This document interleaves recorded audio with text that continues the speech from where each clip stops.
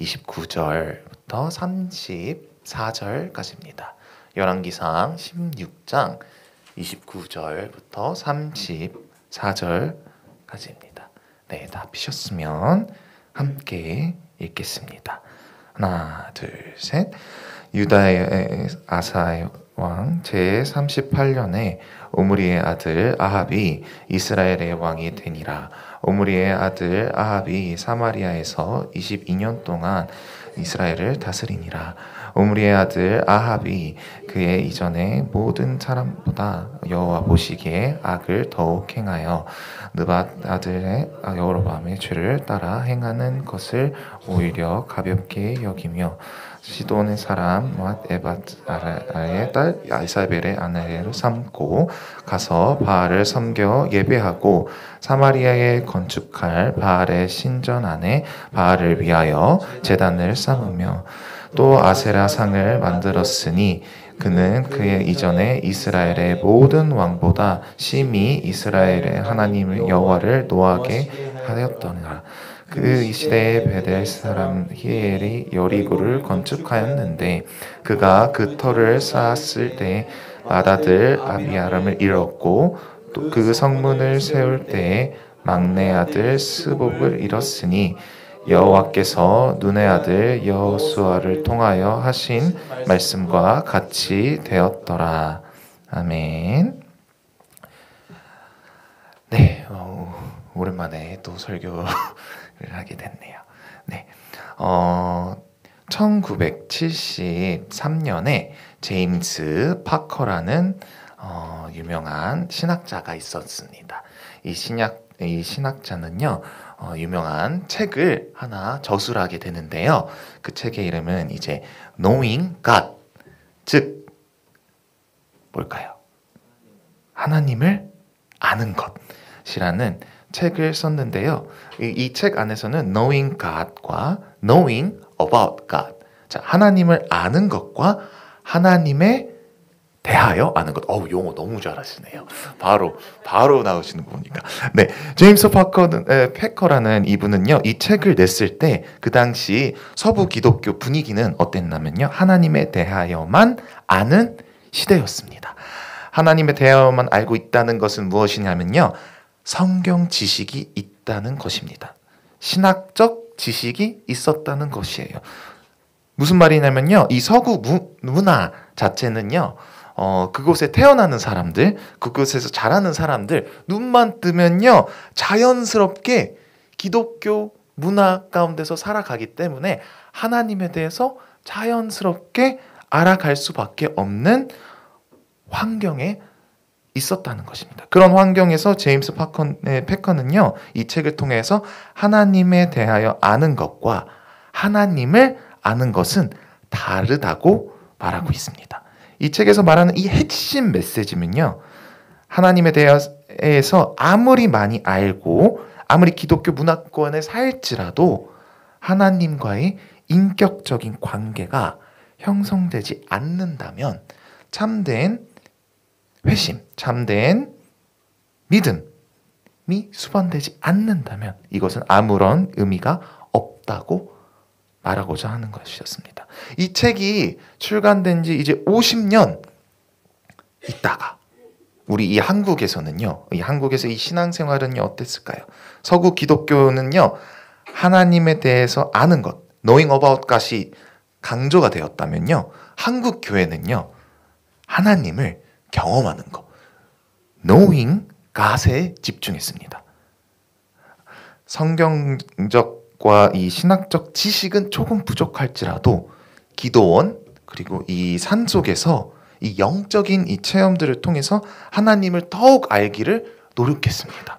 그 결과 이 많은 믿음의 선배들이 등장하였고, 한국 교회는 이 여러 전쟁과 폐허 속에서도 영적으로 그리고 국가적으로도 급성장할 수 있었습니다. 큰 영향력을 미쳤죠.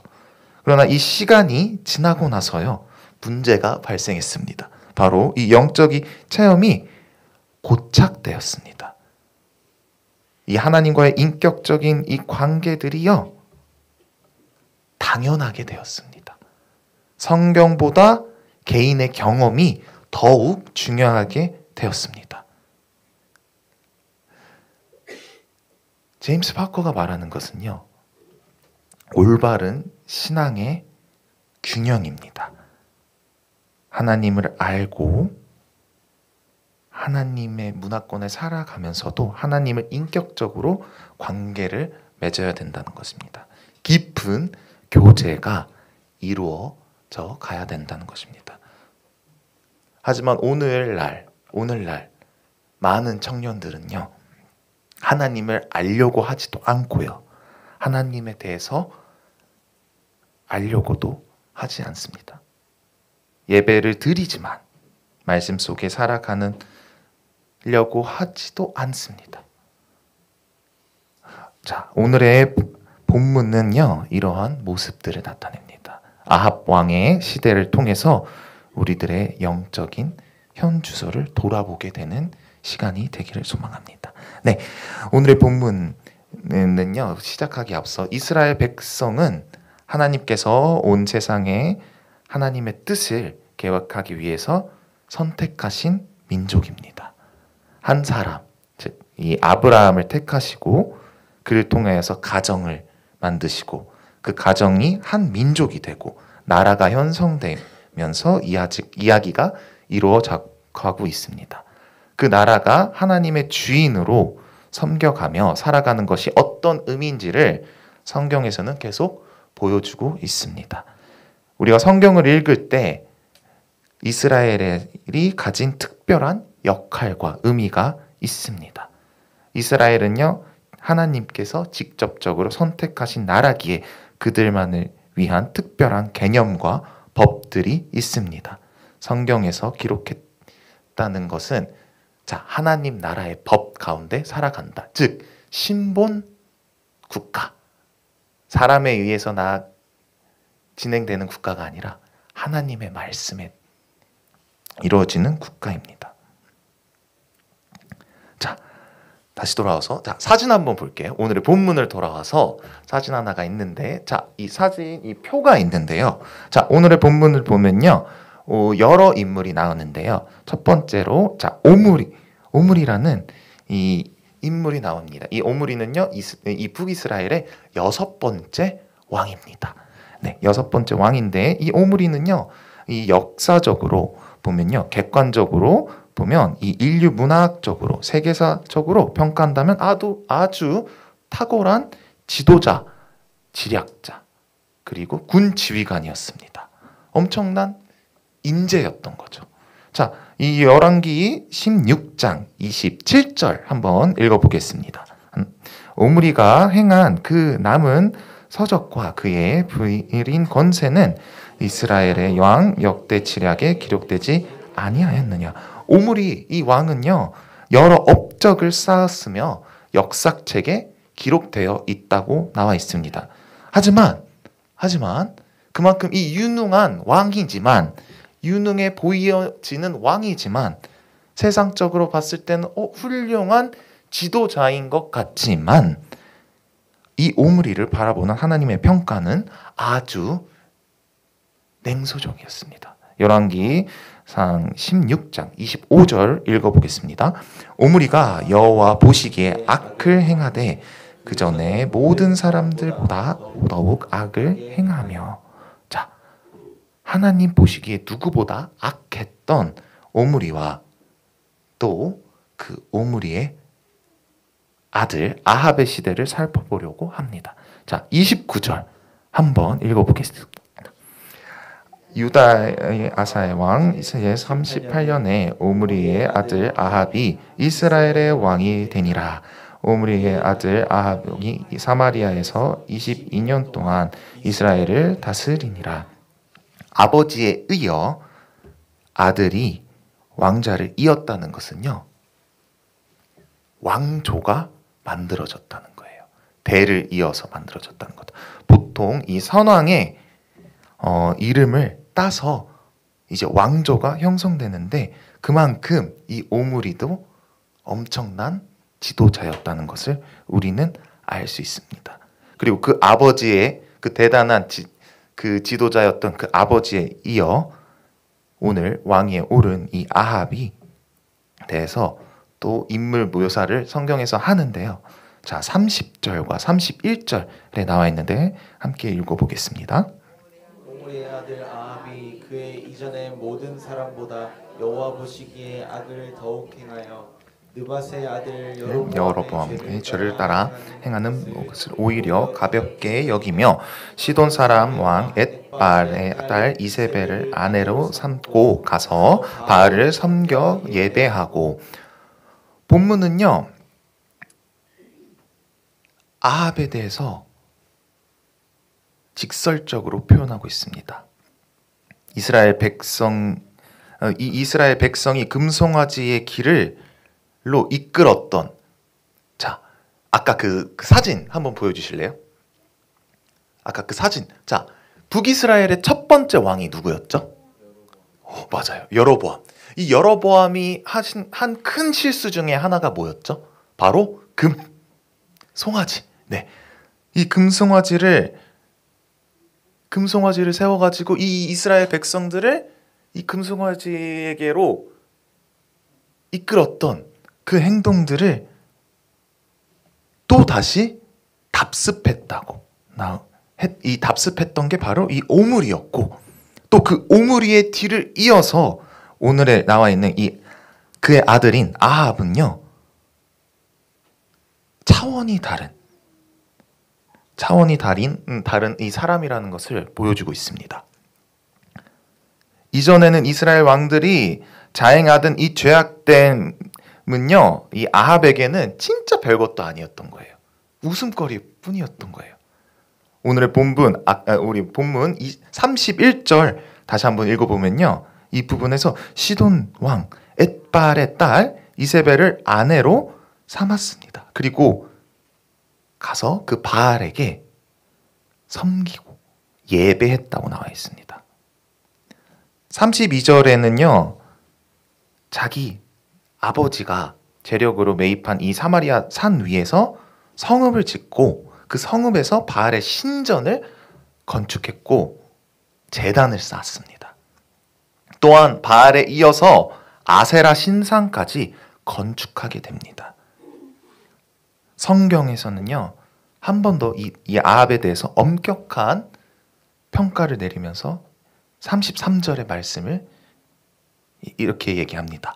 또 아세라상을 만들었으니 그는 그 이전의 이스라엘의 모든 왕보다 심히 이스라엘의 여호와를 노하시게 하였더라. 아합의 아버지인 오므리도 하나님 앞에서 그 이전의 모든 사람보다 악을 더 행하였던 사람이었고, 오늘 우리 살펴보는 이 아합은 그보다도 더 클래스가 남다른 사람이었다는 것이에요. 황금송아지요? 아무것도 아니었어요. 그저 이 황금송아지는 에피타이저에 불과했던 거예요. 아합은요, 이 바알과 이 아세라를 신전을 세우면서 더욱 하나님 앞에 용서받을 수 없는, 이 용납될 수 없는 이 악행을 진짜 하나도 아니고 두 신을 패키지로 일삼았던 것입니다.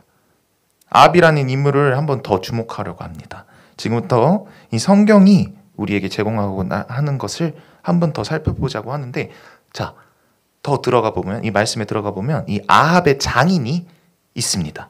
나타납니다. 이 아합이 결혼한 이 이세벨의 아버지가 바로 이 아합의 장인이죠. 바로 성경에서는 이 시돈의 사람 왕 엣바알이라고 나옵니다. 이 엣바알은 누구일까요? 역사 사료를 참고했을 때 이 엣바알은요, 진짜 불도저 같은 인물이라고 나와 있습니다. 엣바알은 본래 시돈의 왕이었던 펠리스라는 사람이 있었는데 그 사람을 살해하고 왕이 된 사람이라고 나와 있습니다. 뿐만 아니라 이 야망과 야욕이 넘쳐나서 그것을 자기의 목표가 있다면 그것을 끝까지 실행하던 사람이었습니다. 이 엣발이라는 사람의 이름의 뜻은요, 바알과 함께라는 뜻입니다. 뿐만 아니라 바알을 섬기는 제사장이었습니다. 즉 아합의 장인 엣발은요, 종교를 넘어서 정치적인 것까지 원했던 사람입니다. 자, 이 더욱 그를 통해서 이 정치적인 입지를 더욱 단단히 하기 위해서는 누군가 무엇인가 필요했어요.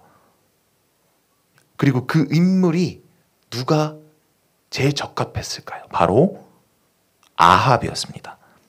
아합은 그러한 바알의 제사장 겸 정치적인 야망이 엄청난 그 엣발에게 그에게 딸이 있었는데 그 딸을 아내로 삼고 성경에서 기록한 그대로 보시면 그 바알을 섬기고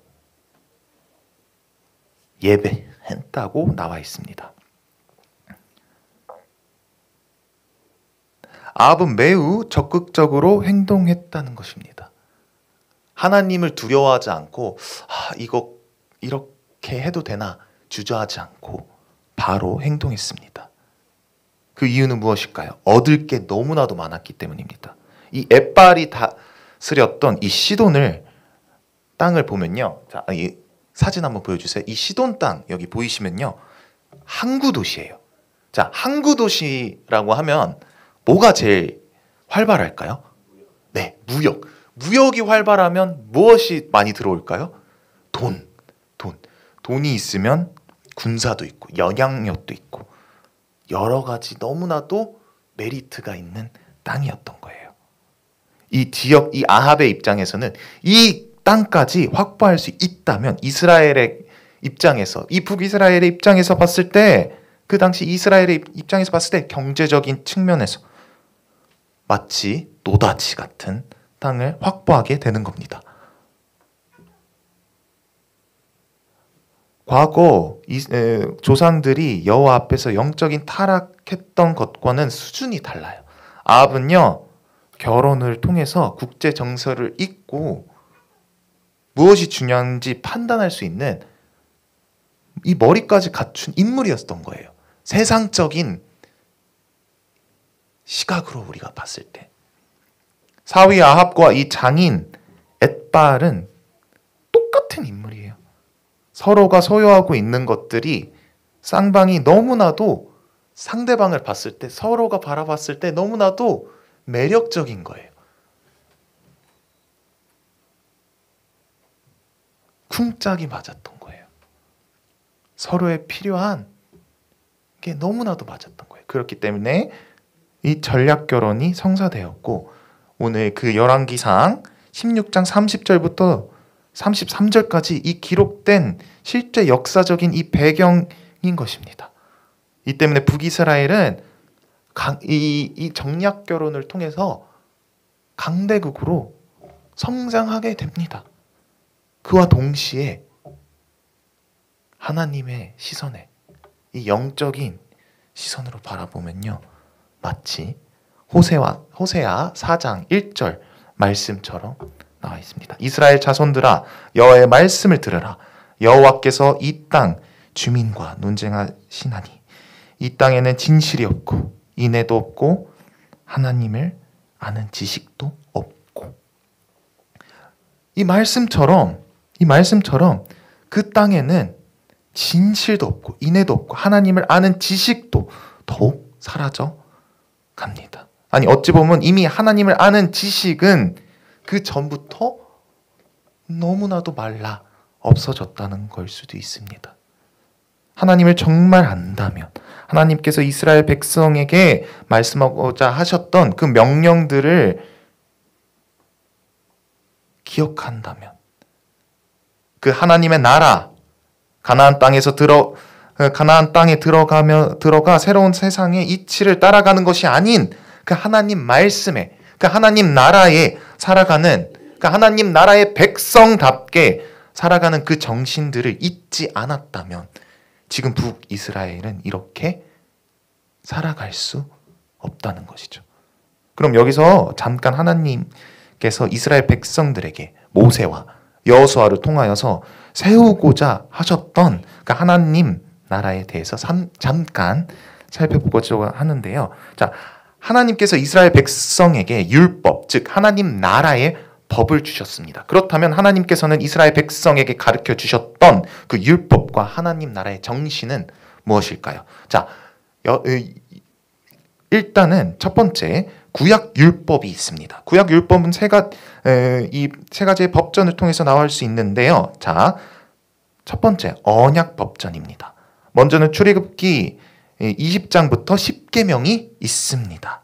그리고 20장에서 22장, 23장까지 계속 이 10계명에 대해서 이 법에 대해서 이야기가 나옵니다. 이스라엘 백성들이 하나님과의 언약을 맺으면서 이스라엘 백성들이 마땅히 지켜야 할 규례들, 하나님 사랑, 이웃 사랑을 알려줍니다. 그게 바로 언약 법전입니다. 자, 두 번째 성결 법전입니다.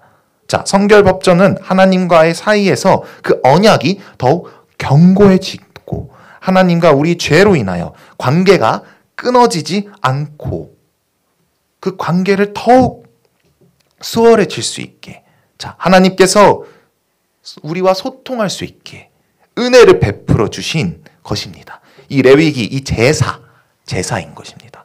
이 제사를 통하여서 하나님과의 이 죄의 문제를 해결된 주의 백성이 이렇게 살아야 된다는 것을, 언약 백성들이 어떻게 살아가야 하는지를 기록하는 게 바로 이 레위기의 성결 법전입니다. 자, 마지막으로 세 번째, 그리고 가나안 땅의 이 세 번째는 바로 신명기 법전입니다. 가나안 땅에 들어가기 전에 우리에게 주어진 것은 바로 10계명, 12장부터 26장까지 이 내용은, 자, 다시 그 전에 있던 것들을 다시 재확인시켜 줍니다. 이스라엘 백성에게. 이 구약 율법들을 통해서 하나님 나라를, 하나님 백성답게 살아가는 법을 하나님께서는 이 이스라엘 백성에게 알려줬습니다. 그리고 그 율법이 하나님 법, 우리가 이 하나님 법 이루어져 가는 것이 구약에서 계속 끝난 게 아니라 지금 이 시간 보면 하나님의 법은요, 예수 그리스도를 통하여서 전에 있었던 그 구약의 법들이 성취되었습니다. 하나님 나라의 정신은요, 여전히 이루어져 가고 있습니다. 이루어졌습니다. 그럼 이 언약의 이 법전들, 이 구약의 이 율법들에서 나타나는 이 하나님 나라의 정신은 정확히 무엇을 말하고 있을까요? 방금 말했던 그 여러 율법들을 통해서 하나님께서 이스라엘 백성들에게 관계를 맺고 싶어 하십니다. 이 영혼들을 구원하고 싶어 하십니다. 이 영혼들과 관계를 맺고 싶어 하십니다. 하지만 오늘 이 북이스라엘을 보면요, 이 하나님 나라의 정신과 이 하나님 나라의 백성답게 지금 살아가고 있나요? 아닙니다. 너무나도 정반대의 모습으로 살아가고 있습니다.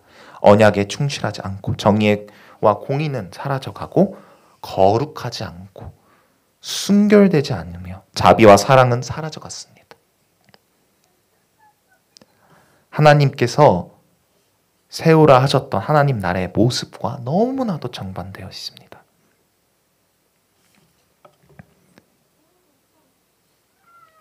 이러한 역사의 흐름의 이면에는요, 바로 이 아합 왕이 있습니다.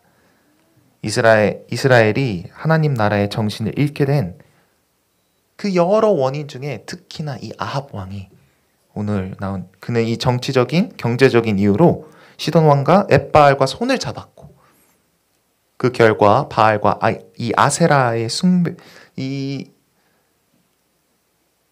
숭배하는 것이 너무나도 쉽게 이 사마리아로 들어왔습니다.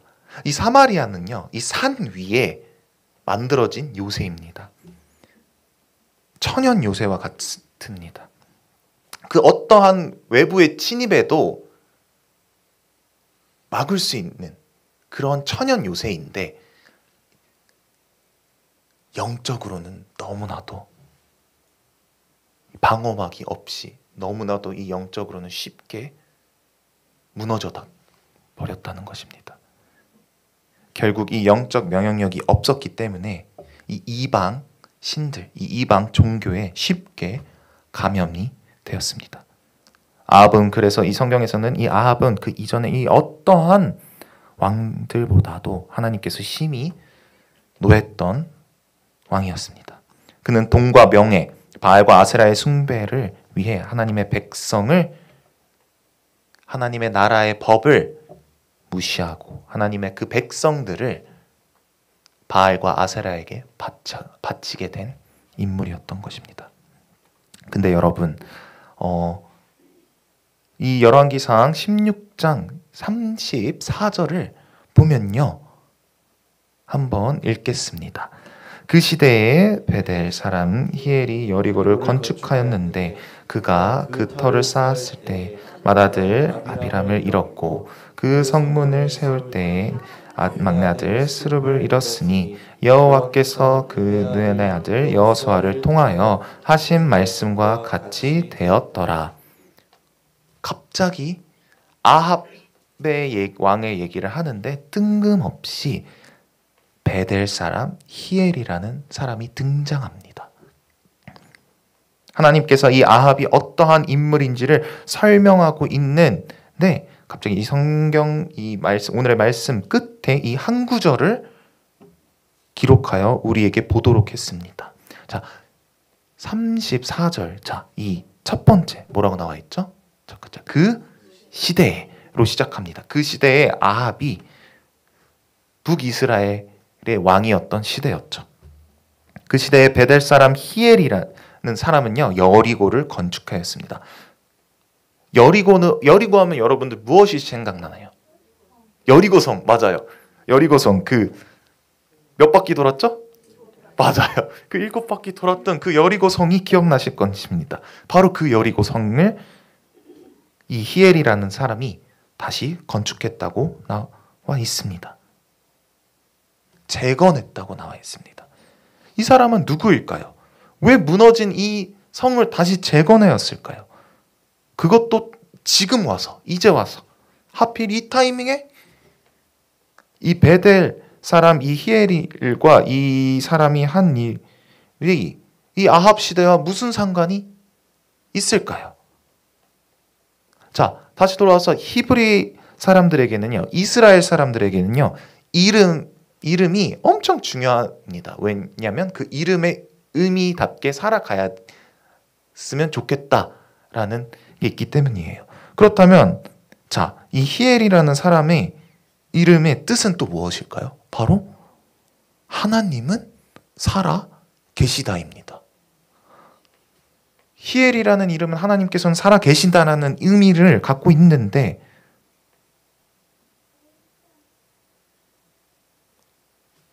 지금 또한 이 히엘이라는 사람이 하나님은 살아 계시다라는 뜻도 있고, 자, 어디 출신이라고 나와 있죠? 베델. 자, 베델은 어떤 곳이죠? 이 베델이라는 곳은요, 구약에서 엄청 전통적인 장소입니다.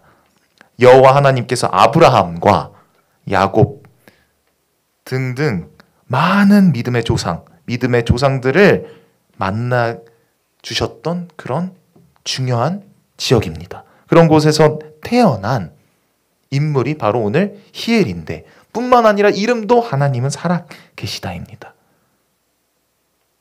근데 그런 자가 무엇을 했다고요? 여리고를 재건했다는 것입니다. 뿐만 아니라 그 재건하는 과정에서 맏아들도 죽고 막내 아들도 죽었습니다. 성경은요, 이 구절을 그냥 적은 것이 아닙니다. 이스라엘 백성은 역사를 알고 히브리인들은 그 이름에서 의미를 담아내고 특징이 고려하면요, 지금 우리가 보고 있는 이 34절은요 엄청나게 끔찍한 구절인 것입니다. 여호수아 6장 26절을 한번 읽어보겠습니다. 여호수아가 그때 맹세하게 하여 이르되 누구든지 일어나서 이 여리고 성을 건축하는 자는 자는 여호와 앞에서 저주를 받을 것이라. 그 기초를 쌓았을 때에 그의 맏아들을 잃을 것이요 그 분에 세울 때에 그의 막내 아들을 잃으리라 하더였더라.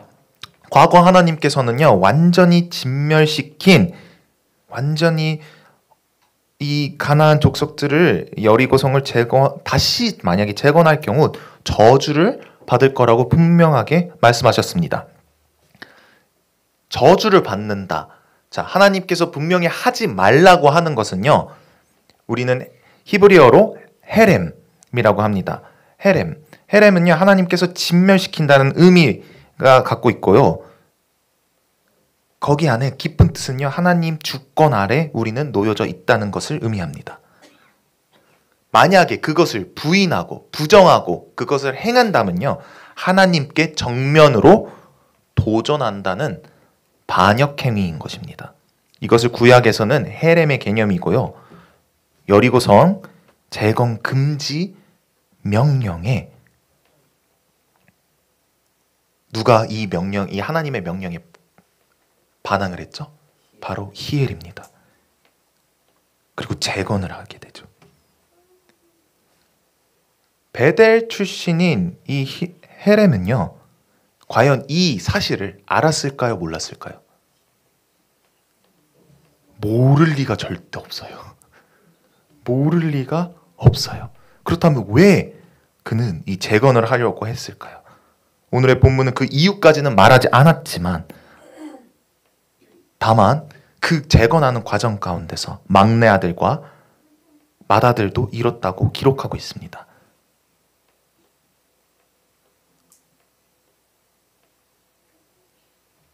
즉, 그는 하나님이 살아 계신다는 이름을 가지고 있던 인물이었습니다.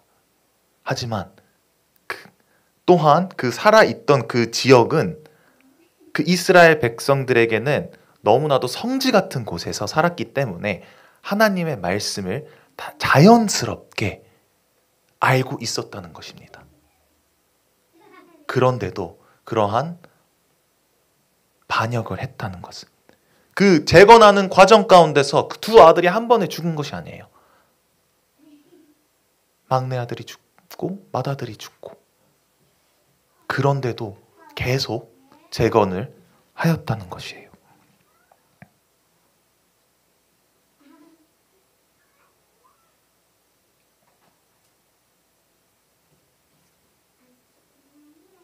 무서운 진념이었다는 거예요. 그 무서운 진념,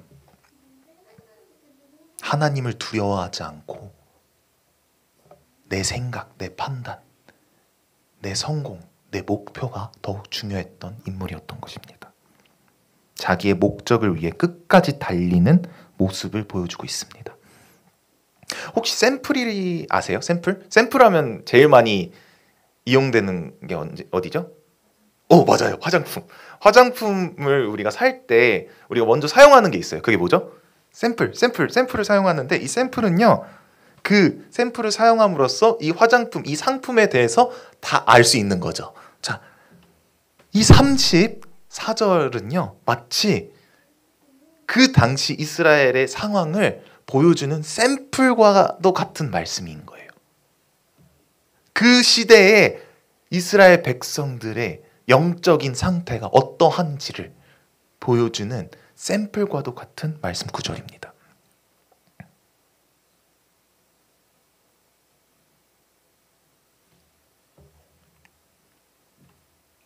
그 시대는 왕은 물론이고 전체적으로 싹 다 그 모양으로 세상적인 인정과 내 판단과 내 성공과 그것만 바라보며 눈앞에 있는 것만, 그 목표를 향해 달려가고 있었다는 것이에요. 하나님의 말씀, 하나님의 백성답게 살아가야 되는 그 법을 잃어버리고, 그 단편으로 이 히엘에 대한 이 비화가 사용된 것입니다. 과거 여호수아 시대 때 여호와께서 엄격하게 말씀하셨던 그 말씀들은 온데간데 없고 하나님의 나라의 정신은 어디에도 없고 던 그 시대가 바로 이 아합의 왕의 시대였던 것입니다.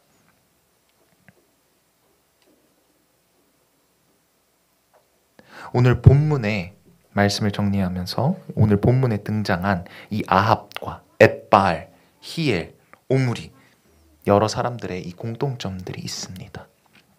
그들에게는 각자 중요하게 여기는 목적이 있었습니다. 아합은 정치적 권력과 번영을 원했습니다. 엣바알은 자신의 종교 세력을 확장하는 것에 목표가 있었습니다. 히엘은 자신의 업적의 성취를 이루고자 했습니다. 또한 그들은 목표를 위해서 철저한 전략을 세우고 실행했습니다. 그들은 세상적으로 봤을 때는요, 너무나도 성공한 사람들이었어요. 강한 추진력과 철저한 계획으로 이 완벽한 결과를 만들어내려고 했던 사람들입니다. 그러나 그 과정 가운데서 하나가 빠졌습니다. 제일 중요한 것이 빠졌습니다. 바로 하나님이 철저히 무시되어 있었습니다. 하나님의 말씀보다 자신의 뜻을 앞세우고 결국 영적으로 완전히 실패한 인생을 살아갔습니다. 세상의 기준으로 봤으면 그들을 보면요, 인재예요. 100점짜리 성공한 인생으로 보일지 모릅니다. 그러나 하나님이 보시기에 완전히 실패한 인생이었습니다.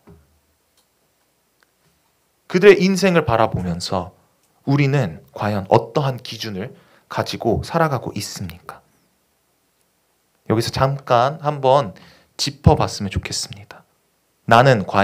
우리들은 과연 하나님의 말씀 가운데 하나님의 나라 백성답게 그 기준을 잡고 살아가고 있는 것인가? 하나님의 그 말씀과 하나님의 그 백성답게 살아가는 것이 나의 인생의 과연 가장 우선순위인가? 아니면 세상에서 말하는 성공과 그 기준이 더욱 우선인가? 하나님의 생각과 하나님의 그 기준이 더욱 우리 삶 가운데 중요하다면 우리는 살아있는 성도들입니다. 그러나 만약 세상의 기준이 더욱 중요한다면 우리는 영적으로 무뎌져 있을 수 있습니다. 하지만 그 영적이 무뎌졌다고 해가지고요, 하나님께서는 그 무뎌진 우리들을 버리시지 않습니다.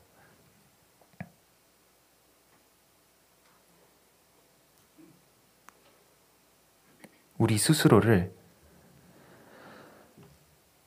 다시 한번 돌아보고 진찰하기를 바랍니다. 생각보다 우리의 상태가 우리도 모르게 더욱 심각할 수 있습니다. 만약에 그런 부분들이 나도 모르는 영적인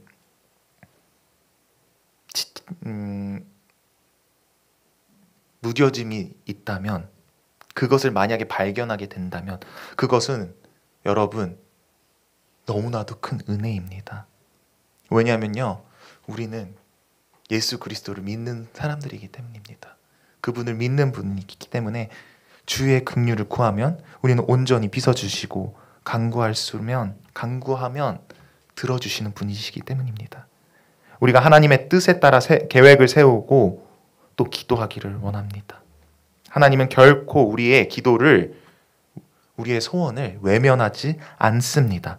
반드시 응답해 주십니다. 만약 하나님께서 응답이 지체되거나 늦어지게 된다면 그것은 더욱 큰 은혜를 여러분들에게 주시기 원하시기 때문에 그런 것입니다. 하나님의 계획이 있기 때문에 우리는 하나님의 그 응답을 조급해하지 말아야 합니다.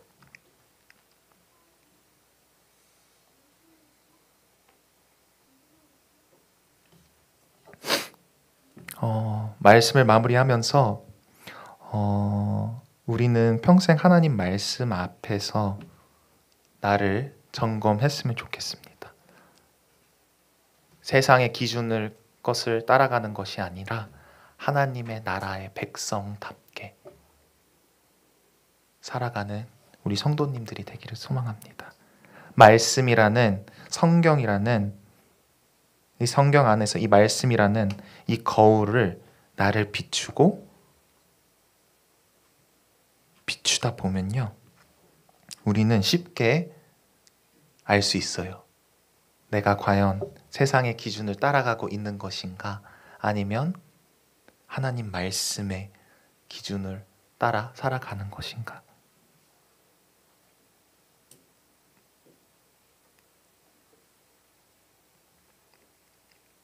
늘 말씀 앞에서 내 삶을 점검하기를 소망합니다. 그리하여 철저한 이 코람데오, 하나님 앞에서 살아가는 크리스천으로 살아내는 우리 분당 오륜교회 성도님들이 되기를 간절히 소망합니다. 네, 결단 찬양은 시선이라는 찬양인데요. 네, 이 가사를 보면서 같이 묵상하면서 같이 찬양하기를 소망합니다.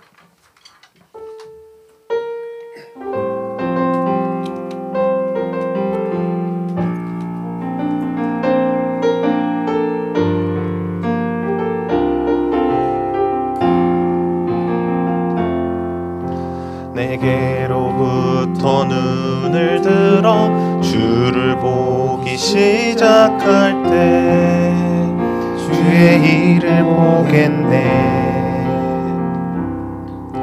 내 작은 마음 돌이키사 하늘에 꿈꾸게 하네. 주님을 볼 때 모든 시선을 주님께 드리고 살아계신 하나님을 느낄 때 내 삶은 주의 역사가 되고 하나님이 일하기 시작하네. 성령이 나를 변화시켜 모든 두려움 사라질 때 주의 일을 보겠네. 황폐한 땅 한가운데서 하나님의 마음 알게 되리. 주님을 볼 때 모든 시선은 주님께 드리고 살아계신 하나님을 느낄 때 세상은 주의 나라가 되고 하나님이 일하기 시작하네. 모든 시선을 주님께 드리고 전능하신 하나님을 느낄 때 세상은 주의 나라가 되고 하나님이 일하기 시작하네. 네, 이 시간 우리 기도하기를 원합니다. 첫 번째로는 하나님의 시선으로 우리의 삶을 돌아보기를 원합니다. 우리가 이 세상의 기준이 아니라 하나님의 말씀의 기준을 삼고 살아가게 하여 주시옵소서. 하나님의 나라의 백성답게 살아가기를 원합니다. 내 뜻이 아니라 하나님의 뜻을 구하며 주님의 시선 안에 바르게 살아가게 하여 주시옵소서. 주님을 아는 것, 주님에 대해서 아는 것 더욱 알기를 원합니다. 우리의 삶을 점검하기를 원합니다. 아합과 히엘과 오므리와 엣바알처럼 하나님을 무시하는 길이 아니라 나의 목표로 나의 생각과 나의 판단으로 하는 것이 아닌 주님을 뜻, 주님을 경외하는 삶을 살 수 있는 우리 성도님들이 되기를 소망하며 다 같이 기도하기를 원합니다. 기도하겠습니다. 주님, 우리의 삶을 주님 앞에 내려놓고 나의 삶을, 나의 생각, 나의 뜻, 나의 모든 것들 다 내려놓고 주님의 말씀 가운데, 주님의 말씀 가운데 순종하며 살아갈 수 있는 우리가 되게 하여 주시옵소서. 주님, 우리 마음 가운데 너무나도 연약한 것들이 나왔습니다. 나의 욕심들이 너무나도 많습니다. 이 세상의 것 가운데 우리가 살아가는 것들이 너무나도 많습니다. 세상의 기준 가운데 살아가는 것이 너무나도 많습니다. 이 모든 것들을 다 내려놓고 주님의 그 말씀 가운데 이 성경 하나님께서 우리를 인도하여 주시옵소서. 우리의 이 갇힌 마음, 우리의 이 연약한 마음을 주님께로 더 나아가기로 나누니 주님 이 말씀 가운데 세워줄 수 있게 하여 주시옵소서. 주님 이 말씀 가운데 세워질 수 있게 하여 주시옵소서. 주님 세상의 기준 가운데 살아가는 것이 아니라 주님의 말씀 가운데 주님을 더욱 알기 원합니다. 주님을 더욱 닮아가기 원합니다. 주님의 나라의 백성답게 살아가기 원합니다. 주님, 우리의 연약한 것들이 너무나도 많습니다. 우리 세상의 유혹들이 너무나도 많지만 주님, 우리가 그 세상의 유혹을 뿌리칠 수 있는 용기를 허락하여 주시옵소서. 주님, 우리 그 믿음 가운데, 주님의 말씀 가운데 주님 더욱 알아가며 더욱 만지고 주님을 더욱 느끼고 싶습니다. 주님 그 살아계신 그 말씀 가운데 주님 우리의 마음을 문을 열어주시고 우리를 사용하여 주시옵소서. 주님. 네, 두 번째로는 이 다음 세대를 위해 기도하겠습니다. 이 다음 세대들이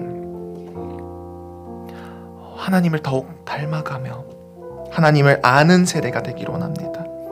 하나님에 대하여 알아갈 수 있는 세대가 원합니다. Knowing God, knowing about the God, 이 두 가지가 다 있기를 원합니다. 세상의 가치관에 따라 살아가는 것이 아니라 하나님의 말씀을 기준으로 삼고 살아갈 수 있는 우리 아이들이 되게 하여 주시옵소서. 말씀과 기도로 무장한 세대가 되기를 소망하며 하나님을 더욱 깊이 알 수 있는 세대가 되기를 원합니다.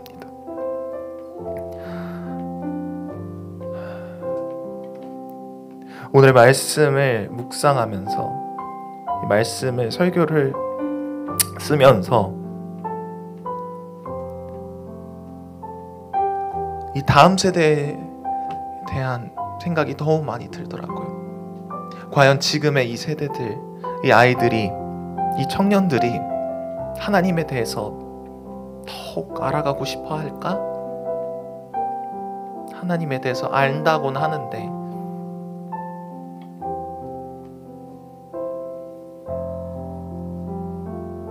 과연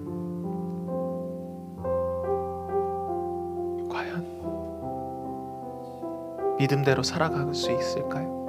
그리고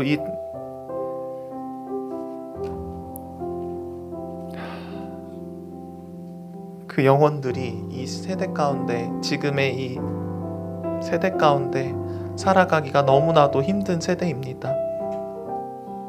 그 시대 때는 바알과 아세라가 있었지만 지금은 너무나도 많은 사탄의 유혹들이 있습니다.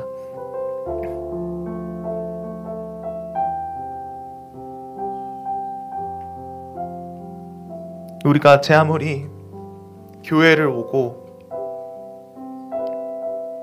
온다고 하더라도, 우리가 믿는 가정 가운데 있더라도 겉으로 보기엔 사마리아 성읍처럼 견고하고 단단하고 세상 겉으로 보호할 수 있다고 생각하더라도 영적으로는 너무나도 많은 것들이 우리가 영적으로 무뎌진 순간, 하나님의 나라의 법을, 하나님의 말씀을 읽는 순간 언제든지 너무나도 쉽게 그 성읍이 무너지는 것을 봤습니다.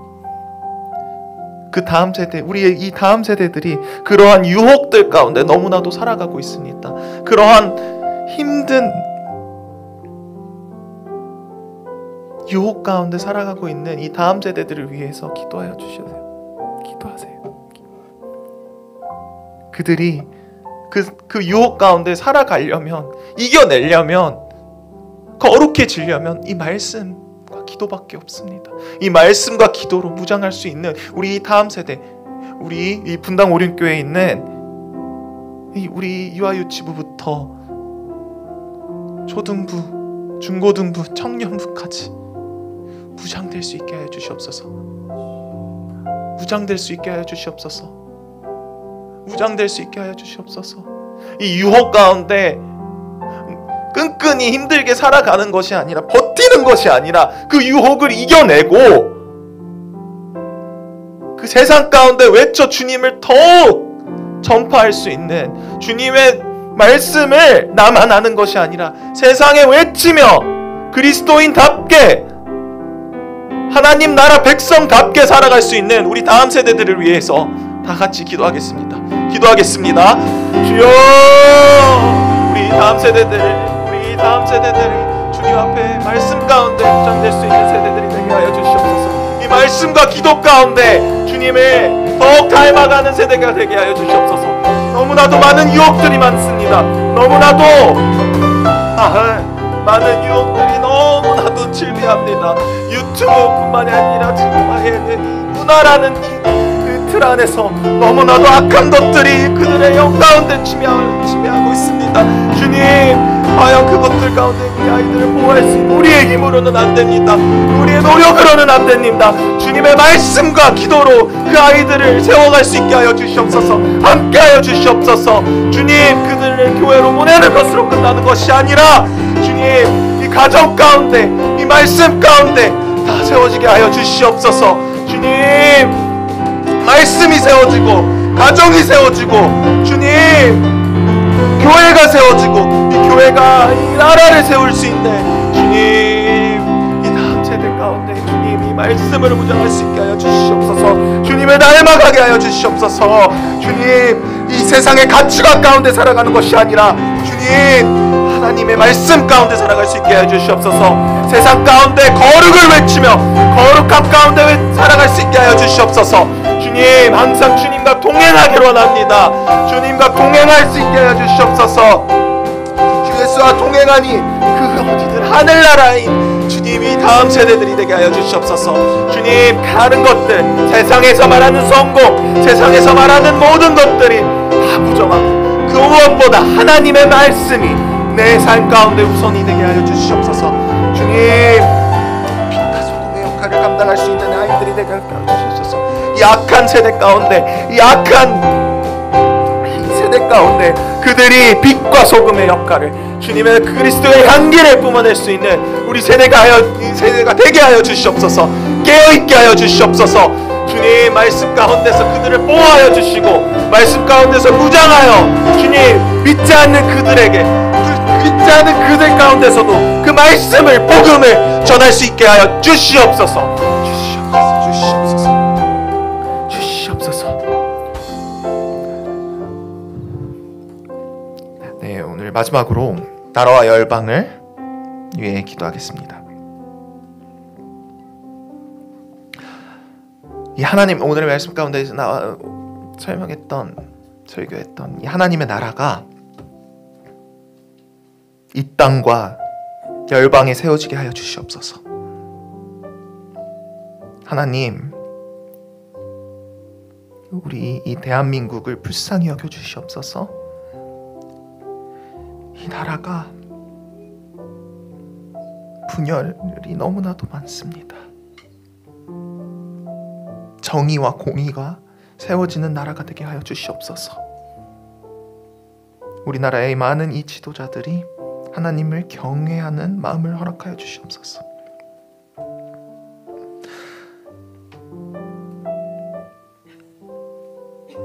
주님,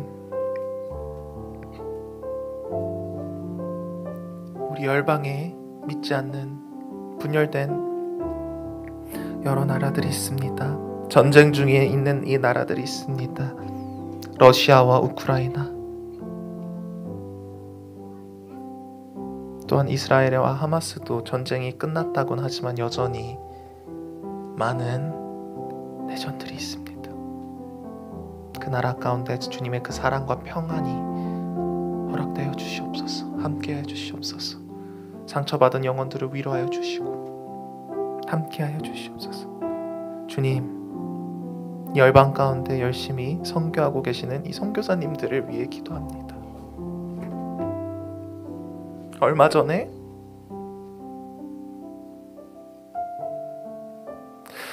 이 마다가스카르에서 선교하던 이 두 분의 선교사님이 순교하셨습니다. 그 머나먼 그 땅에서 그 주님의 말씀을 선교하러 간 그 선교사님들의 그 뿌린 그 씨앗들이 열매 맺게 하여 주시옵소서. 또한 그 선교사님들의 그 가정들을 위로하여 주시고 우리도 그 선교사님들처럼 그 선교사님들이 말씀을 붙잡고 그 나라에 가서 그 열방에 가서 주님의 사랑과 주님의 그 말씀을 전한 것처럼 우리도 주님의 말씀에 세워질 수 있는 우리가 되기를 원합니다.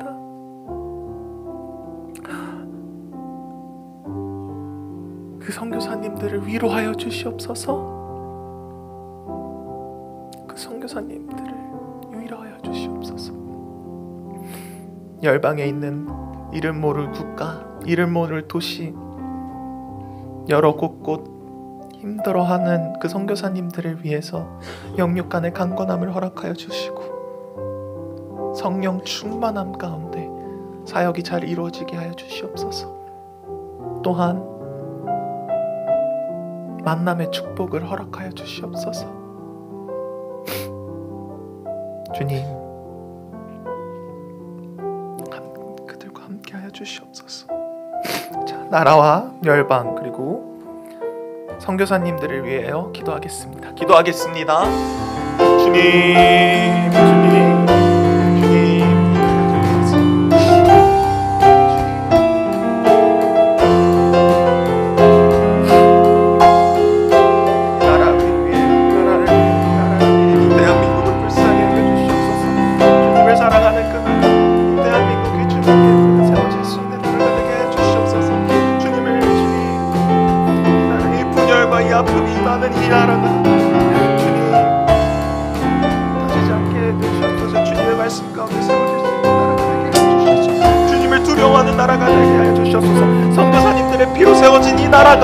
선교사님들의 희생으로 세워진 이 나라가 주님 분열의 역사가 너무나도 많습니다. 주님 보호하여 주시고 위로하여 주시고 연합되게 하여 주시옵소서. 함께하여 주시옵소서. 주님을 좋아하는 나라가 되게 하여 주시옵소서. 주님, 이 열방에 있는 많은 분열들과 많은 압력의 나라가 많습니다. 그 나라들 가운데서 주님 이 나라들 가운데서도 함께하여 주시옵소서. 주님 연합되게 하여 주시옵소서. 회복이 일어나게 하여 주시옵소서. 주님 말씀 가운데 세워줄 수 있는 그 나라들이 되게 하여 주시옵소서. 주님 우크라이나와 이 러시아의 전쟁이 종식되게 하여 주시고 그 가운데서 사랑과 화평이 일어나게 하여 주시옵소서. 주님을 더욱 경험하는 나라가 되게 하여 주시옵소서. 주님을 더욱 두려워하는 나라가 되게 하여 주시옵소서. 주님 열방 가운데 있는 많은 보이지 않는 곳에서 주님의 말씀을 전하고 있는 선교사님들이 있습니다. 그 선교사님들 가운데 주님 영적간의 강건함을 허락하여 주시옵소서. 그 가정 가운데 은혜를 더하여 주시고 주 위로하여 주시고 안아주시옵소서. 이렇게 세워주시옵소서. 주님의 말씀을 더욱 사랑하게 하여 주시옵소서. 성령 충만한 가운데 사역이 이루어지게 하여 주시고 주님 그 가운데 현지인들과 같이 연합하면서 만남의 축복을 허락하여 주시옵소서.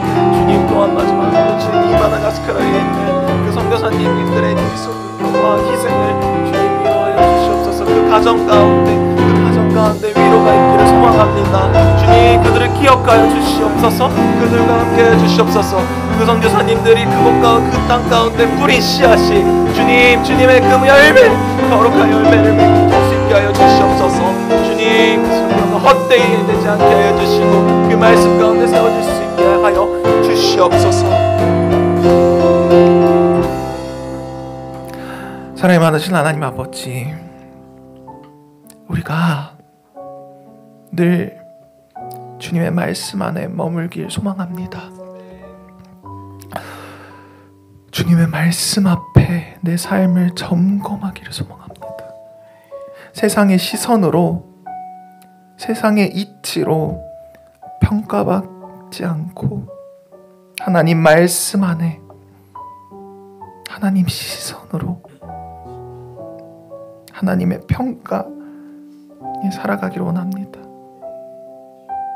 하나님 앞에 설 때 하나님께서 우리에게 잘했다, 수고했다, 아들아, 딸아 라고 칭찬받을 수 있는 삶을 살아갈 수 있길 소망합니다. 주님, 우리는 너무나도 연약하고 부족합니다. 우리의 힘으로는, 우리의 능으로는 아무것도 못합니다. 도와주시옵소서. 우리와 함께하여 주시옵소서. 주님께서 이끄시고 우리와 함께 동행하여 주시옵소서. 주님의 말씀 가운데 우리가 순종할 수 있기를 소망합니다. 사랑합니다. 감사합니다. 이 모든 말씀 예수님의 이름으로 기도드립니다. 아멘. 네, 주기도문으로 오늘 예배를 마치겠습니다.